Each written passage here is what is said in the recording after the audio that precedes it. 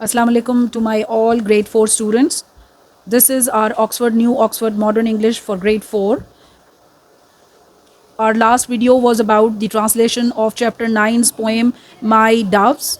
Today we will start its exercise. Let's start with the exercise of My Doves. The chapter name was My Dove. As you can see it from here, My Doves. This we have done its translation. We have done with the words meanings also. Now today we will start with the exercise of all, right? Of all the questions related to this chapter, My Doves. Let's start with that. Unit 9, My Doves exercise, question number 1. This is our 8th part, the comprehension. Question was, where do doves come every day? कबूतर हर रोज़ कहाँ आते थे? Where do doves come every day? कबूतर रोज़ाना कहाँ आते हैं? The doves come to the poet's window, ledge, poetess window. This must be a poetess.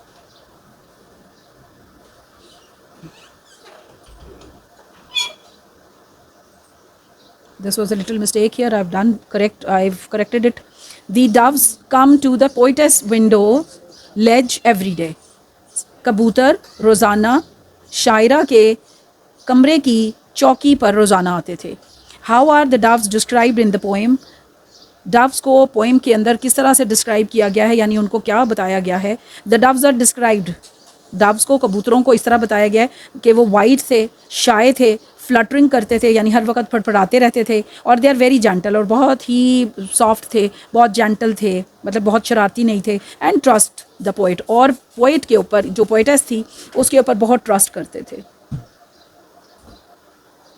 यानी कि एतमाद करते थे. Is the poet happy to see the doves? क्या जो पोइट थी वो डव्स को देख के खुश होती थी? हमें ये कैसे पता चल सकता है? How do we know this? हमें ये कैसे पता चलता है? Yes, she is happy because we know she calls their visit. हाँ, हमें ये ऐसे पता चलता है कि वो खुश होती थी उनको देख के, क्योंकि वो अक्सर कहती थी कि जब उनका विजिट होता था तो माई हैप्पी डे, तो वो उसको हैप्पी डे कहती थी. और says that she watches them very happy eyes, और उनको वो चमकीली आंखों के साथ, यानी खुशी वाली आंखों से उनको देखती थी.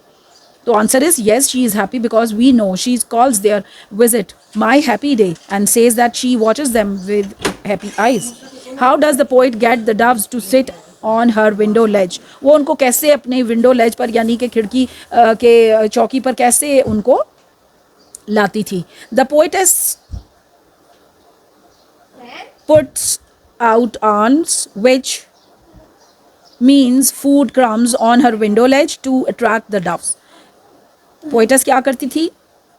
वो खैराती जो खाना था, ब्रेड क्रम्स थे या वो जो भी फूड था, उसको अपनी विंडो लेज, यानी कि अपनी खिड़की की चौकी पर फैला देती थी, जिससे वो अट्रैक्ट होकर डव्स उसके पास आ जाते थे.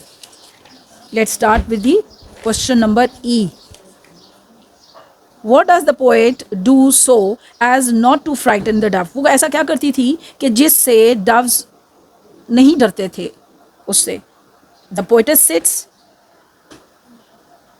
सिट्स वेरी स्टिल, बिल्कुल वो बग़ैर हरकत किए हुए स्टिल बैठ जाती थी, और कीप्स हर हैप्पी आइज़, और अपनी चमकीली आंखें जो थी उन पर रखती थी, विदाउट सडन मूवमेंट, और बिल्कुल कोई अचानक कोई मूवमेंट नहीं करती थी. So the shy doves don't get scared. तो इस तरह से जो डव्स थी ना, वो उससे नहीं डरती थी. How does the poet describe doves? उसने कैसे उसको डिस्क्राइब किया है? किसको? पहला है the appearance of the Dove. अब ज़ाहिरी तौर पर डव्स जो थी वो कैसे लगते थे? वो वाइट थे, स्मॉल थे, शायस थे, और लिटिल डव्स थे. ठीक है. The sound made by doves, वो उन आवाज़ों को उसने क्या कहा है कि वो कैसी आवाज़ें निकालते थे? They coo and make soft and sweet sounds. How the doves move, वो मूव कैसे करते थे? They flutter low, come gently and sit lightly on the ledge. ठीक है. वो फटफड़ाते थे आराम, आहिस्ता से, और बहुत आराम से आते थे, और बहुत बहुत ही बग़ैर आवाज़ के वो चौकी पर, यानी कि खिड़की की चौकी पर आकर बैठ जाते थे. Is there a moral message in the poem? कोई मॉरल मैसेज कोई है ऐसा अखलाकी हमें सबक हासिल करती है हम इससे? What is it? वो है क्या? Yes, the message is kindness. Kindness का मैसेज है, रहमदिली का और अमन का. The poet shows that if we are kind with animals, उसने ये शो किया है पोइटेस ने कि वो अगर हम एनिमल्स के साथ काइंडनेस शो करेंगे तो वो हम पर एतमाद करेंगे. और वैसे भी आपको पता है कि जो डव्स हैं आर सिंबल ऑफ पीस, वो पीस का निशान हैं. Now question number 2, answer about the following lines of the poem. And my alms are freely taken by the shyest little dove. Who is giving the alms and who is taking them? कौन alms दे रहा था, यानी कि food उनको कौन दे रहा था, यानी खैराती जो खैरात थी वो कौन दे रहा था और कौन वो ले रहा था? The poet is giving the alms and the doves are taking them. वो पोएटेस जो थी वो उनको आल्म्स दे रही थी और जो डव थे वो कबूतर जो थे वो ले रहे थे. In what form are the alms given? और आल्म्स जो है वो किस फॉर्म में दिया गया था? The alms are given in the form of crumbs placed on the window ledge. ठीक है, उसको क्रम्स की सूरत में ये खैरात दी गई थी और विंडो के लेज पर यानी चौकी पर उसको रख दिया गया था. What is the result of the giving alms? और क्या रिजल्ट हुआ, क्या नतीजा निकला ये खैरात देने का? The result that even the shyest dove trust the poet, the poetess. I must write here the poetess always, right?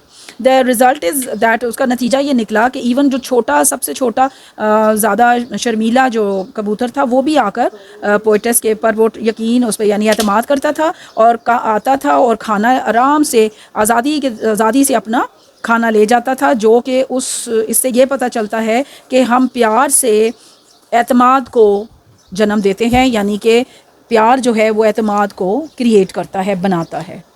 उसके बाद इसका जो एक क्वेश्चन है वो ये वाले वर्ड्स हैं. क्वेश्चन नंबर 4 है कि और हमने इनके सिलेबल्स बताने हैं. जब हम स्लैक पढ़ते हैं तो हम किसी जगह नहीं रुकते, एक ही सिलेबल में पढ़ जाते हैं. Lived 1 syllable, marriage mar and riage 2, efforts 2, sorrowed यानी sorrowed 2, unfortunately 5, unfortunately 5, be and hind 2, perfectly 3, chapter 2, mused 1, unhappy unhappily 4, though 1. Match the adjectives. Adjectives as black, as और आगे है a bat. हमने अपने इन तमाम वर्ड्स को, these are like सिमिलीज. आपको पता है कि जिस सेंटेंस में एज इस्तेमाल होता है वो सिमिली होती है, तो हम कैसे लिखेंगे इसको? As black as a night, as black as night. ये मैंने इधर इसके सी पार्ट में फुल सिमिली मैंने लिखी है, सो आपको अंडरस्टैंड आप कर जाएं कि as black as night, as cold as, next उसमें मैंने लिखे हुए सारे वर्ड्स ये इधर. तो जो सही वाले हैं वो मैं सारे आपके सामने रिपीट कर देती हूँ, सो आपको ये बात अच्छी तरीके से समझ में आ जाए. As black as night, as cold as ice, as blind as bat, as deaf as a post, as fit as fiddle, as flat as a pancake, as free as a bird, as graceful as a swan, as hungry as a wolf, as red as a rose. These all are the full similes, right? Write plural of these nouns. Dove, doves. Bat, bats. Goldfish, goldfish भी होता है and goldfishes भी होता है. I must write here. Goldfishes. Fox, foxes. Deer, deer. Wolf, wolves. Sheep, sheep. आपने देखा deer और sheep का जो plural है वो भी same ही होता है. Goose का geese. And there would be another question. Fill in the nouns. Fill in with the nouns. These are the words, right? हमने देखना है इसमें न्यूट्रल कौन सा है और मैस्कुलिन कौन सा है और फेमिनिन कौन सा है. न्यूट्रल मीन्स कि ना वो मैस्कुलिन होगा यानी ना वो मुज़क्कर होगा और ना ही वो फेमिनिन यानी मुअन्नस होगा. तो वर्कर के अंदर हमें पता नहीं चल रहा मेल वर्कर है या फीमेल है, तो हम न्यूट्रल में हम इधर वर्कर लिखेंगे. अब चिकन एक वर्ड है जिसमें हमें पता नहीं चल रहा कि ना वो मैस्कुलिन नज़र आ रहा है ना वो फेमिनिन, तो हम इसे न्यूट्रल में लिखेंगे. पर्सन आदमी हमें नहीं पता कि ये पर्सन कोई भी हो सकता है, पर्सन मेल भी हो सकता है और फीमेल भी हो सकता है, इसलिए मैंने इसे न्यूट्रल में लिखा. और मैस्कुलिन में लाइन है, बुल है, रूस्टर है, मैन है, बुफेलो है, और फेमिनिन में bee, cow, hen, lioness and woman, right? And write the following the words in proper noun and common noun. How we'll be doing that? Bilal. Bilal is a name. Whenever we listen any or hear any of the name, it means that would be a proper noun. अगर बिलाल जो है अगर हम उसका खाली बताएं boy, तो इसका मतलब है कि बॉय बताया जा रहा है, लड़का बताया जा रहा है. अगर उसका नाम जब तक नहीं बताएंगे वो कॉमन नाउन रहेगा. जब हम उसका नाम ले लेंगे बिलाल तो वो प्रॉपर नाउन में आ जाएगा. Benji is a name. It means it will be in the proper noun. And this is a word cat. Cat का नाम होता है, लियो होता है, रियो होता है. There are so many names of the cats. Until and unless we can't say its name, it will be a common noun. Cat word is a common noun. इसी तरह माउंटेन आप देखें is a word of common noun. क्यों? क्योंकि अगर हम K2 लिख दें, माउंट एवरेस्ट लिख दें, तो इसका मतलब वो माउंटेन के नाम आ जाएंगे, तो वो प्रॉपर में चले जाएंगे. और इसी तरह सिटी है, सिटी अगर हम लाहौर कहेंगे या कराची कहेंगे या इस्लामाबाद कहेंगे तो वो प्रॉपर हो जाएंगे. जब तक सिटी रहेगा लफ्ज़ तो वो कॉमन में आएगा. लेक, अब रावल लेक है, कोई भी सैफुल मलूक लेक है, तो वो जब तक हम उनके नाम नहीं लेंगे they would be the proper noun. तो lake, city, mountain, cat, boy, these all are common nouns. And Bilal, Benji, mountain, Fudgy, Karachi, they all are proper nouns because they all are names. Say whether the following are in the simple present or present continuous tense. अब मैं आपको simple present tense का बता देती हूँ कि इसमें ही, she, it के साथ, वर्ब के साथ या एस या येस लगा होगा, और कॉन्टीन्यूस के साथ हमने फर्स्ट फॉर्म के साथ हम ING इस्तेमाल करेंगे. As it is example for you, I am eating my lunch, mean I आ गया और उसके बाद ING भी आ गया ईट के साथ, यानी फर्स्ट फॉर्म के साथ ING लगा होगा, तो ये प्रेजेंट कॉन्टीन्यूस टेंस होगा. नेक्स्ट हमारा क्वेश्चन है, I eat my lunch at 12:30 PM every day. मैं रोज़ाना अपना जो खाना है वो 12:30 बजे खाती हूँ. तो इसका मतलब है आई ईट है, इंग कहीं भी नहीं है, तो ये सिंपल प्रेजेंट टेंस होगा. Simple present tense. My lunch consist of rice and vegetable. मेरा खाना चावल और सब्जियों पर मबनी है या उसमें शामिल होती हैं. तो इसका मतलब है कि कंसिस्ट्स है ना, यहाँ पर माई है और कंसिस्ट्स है, इंग कहीं नहीं है, तो ये भी सिंपल प्रेजेंट टेंस होगा. My mother कुक्स very tasty food. मेरी माँ, मेरी वालदा बहुत मज़ेदार खाने बनाती हैं. तो ये क्या होगा? कुक्स आ गया, वर्ब के साथ कुक एस या ES लगेगा और इंग कहीं भी नहीं है, तो सिंपल प्रेजेंट टेंस होगा. शी इज़ मेकिंग, इंग आ गया, फर्स्ट फॉर्म के साथ इंग आ गया. अ केक इन द किचन, वो बावर्ची खाने में वो केक बना रही हैं, तो ये क्या होगा? इंग आ गया, तो present continuous tense. This is the last question of this exercise. Hopefully this whole exercise will help you in your classwork, homework or in the exam. Allah Hafiz.